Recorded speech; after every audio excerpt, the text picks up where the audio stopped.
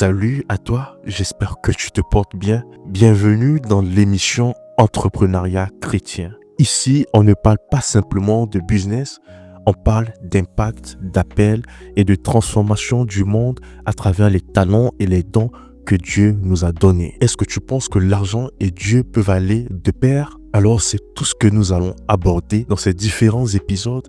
Et avant de commencer, nous allons prier. Tendre Père, Dieu trois fois saint, nous te remercions infiniment pour les grâces que tu nous accordes de pouvoir être présent et de pouvoir écouter le message sur l'entrepreneuriat en tant que chrétien que tu as pour nous.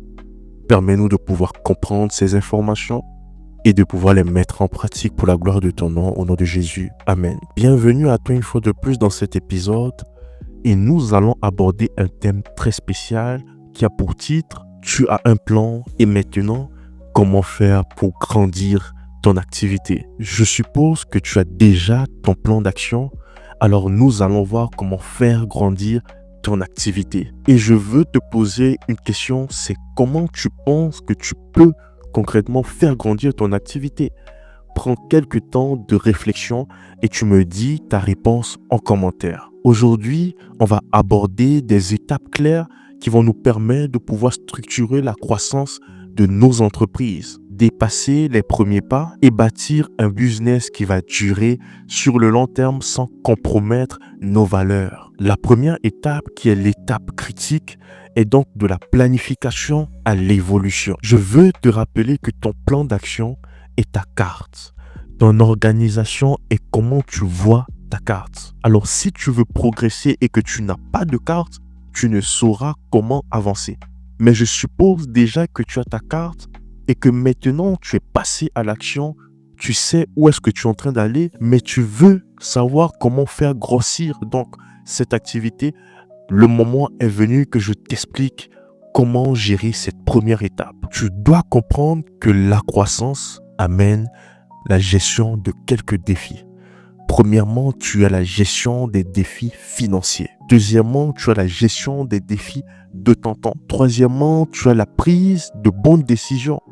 Quatrièmement, tu as la gestion de ta propre motivation. Et tout ça font partie de la première étape, donc de la planification à la croissance ou l'évolution. Alors, pour aborder cette étape, je vais te donner un exemple concret de comment moi j'ai pu m'en sortir. Premièrement, tu te dois d'élaborer une stratégie concrète sur comment tu veux avancer. Ce que tu dois comprendre, c'est que si tu es en mesure de vendre une chaussure par jour, alors tu dois mettre en place une stratégie pour pouvoir vendre 2 chaussures par jour.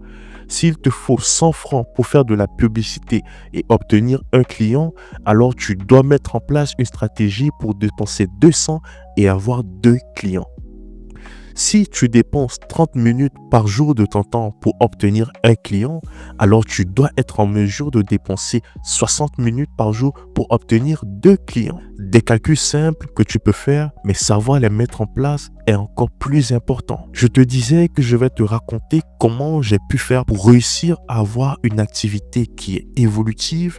Premièrement, c'est de pouvoir analyser lorsque je fais des dépenses, combien j'arrive à gagner en fonction des dépenses que je fais. Également, essayer de voir est-ce que si j'augmentais les dépenses, donc les investissements, est-ce que j'aurais la possibilité de continuer à augmenter les revenus derrière? Ce sont les quelques questions que je peux me poser et tout cela en fonction de l'activité que je lance. Tu te dois également d'évoluer avec sagesse. Lorsque je te parlais de plan d'action dans les épisodes précédents, je t'ai expliqué comment tu peux élaborer un plan d'action sur 90 jours. Alors je vais te montrer comment ce plan d'action peut t'aider à avoir une entreprise ou un business qui est en pleine évolution. Il te faut des données qui vont t'aider à analyser ton business. Lorsque tu fais de la publicité en ligne, lorsque tu fais de la vente en ligne, certaines données peuvent te permettre d'identifier où est-ce que tu dois mieux analyser pour pouvoir grossir ton activité. Et donc pour toi qui fais de la publicité, sache que des données comme le taux de conversion sur ta boutique, ou encore le nombre de clics que tu peux avoir, le nombre de visiteurs et tout cet écosystème concernant la publicité sont des datas qui peuvent t'aider à identifier où est-ce que tu peux mettre l'accent pour continuer à croître ton activité. Et lorsque tu n'es pas forcément dans la vente, il y a également des données qui vont te permettre d'identifier où est-ce que tu dois mettre l'accent et le focus pour pouvoir continuer à augmenter ton activité. Ce sont des informations capitales que tu te dois de comprendre pour savoir quel serait ton focus et où mettre également le maximum d'énergie pour pouvoir continuer à croître ton activité. Le plus important n'a jamais été de mettre beaucoup d'argent. Parce que rien ne te garantit que lorsque tu mets beaucoup d'argent, cela va te rapporter plus de résultats ou plus de profits. Enlève dans ton esprit que plus j'investis, ça veut dire que je vais plus gagner.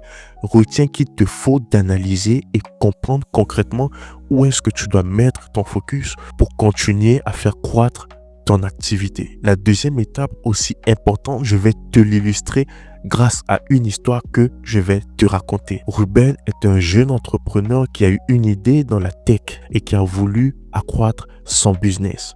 Alors, il a pris la décision de voir toutes les données importantes dans son fichier pour comprendre exactement où il va mettre son focus et continuer à mettre son énergie là-dessus. Et il s'est rendu compte qu'il lui faut automatiser donc son processus de vente. Alors que lui, il peinait à pouvoir automatiser cela, il a trouvé certaines entreprises qui l'ont aidé à pouvoir automatiser certaines tâches.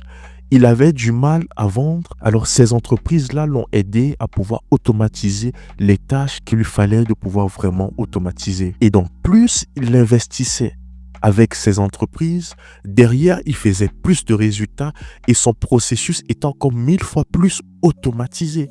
L'exemple de Ruben est un cas pratique de comment il a eu un besoin, le besoin d'automatiser son process et qu'il a fait confiance à certaines entreprises qui l'ont permis de pouvoir automatiser les tâches directes qui ont eu un impact sur son activité. Le fait qu'il ait automatisé ce process, même en dépensant plus d'argent, lui a permis d'avoir une forte rentabilité et derrière de pouvoir augmenter son chiffre d'affaires et même ses bénéfices. Pour Ruben, l'automatisation a été quelque chose de très impactant dans son activité. Alors je t'invite à prendre exemple sur Ruben et également à trouver où est-ce que tu pourras mettre ton focus et surtout le maximum d'énergie pour réussir à accroître ton activité. Ruben, deuxièmement, a pu recruter de bonnes personnes. Alors, si tu es à l'étape où tu as besoin de recruter ou à l'avenir, tu auras ce besoin de recruter, sache qu'il est également important de mettre en place un système de recrutement qui va te permettre derrière d'avoir des personnes qualifiées qui vont te faciliter la tâche à différents postes impactants de ton entreprise. Troisièmement, tu dois savoir dire non. Dire non peut-être lorsque tu dois signer certains partenariats. Dire non lorsque tu auras des personnes qui veulent t'approcher. Et ça a été le cas de Ruben qui a dit non à certains partenariats. Et derrière ces partenariats, après analyse, lui auraient coûté plus d'argent, mais avec moins de revenus. Alors, dans n'importe quel domaine que tu sois, dans la vente en ligne, dans la création de contenu, que tu sois comptable, que tu sois informaticien, que tu sois freelance, dans n'importe quel domaine, il est important pour toi de savoir dire non lorsque même certains partenariats sont plus juteux que d'autres. Et le dernier point que je veux, c'est que tu comprennes l'importance de la prière lorsque tu veux accroître ton activité. Ruben disait souvent que c'est dans la discipline quotidienne que Dieu bénit la croissance. Pour finir, ce que je veux que tu comprennes, c'est l'importance de la gestion des conflits lorsque tu veux réussir à accroître ton activité. La pression financière ou concurrentielle peut être un point très important lorsque tu veux accroître ton activité. Alors, il est important que tu saches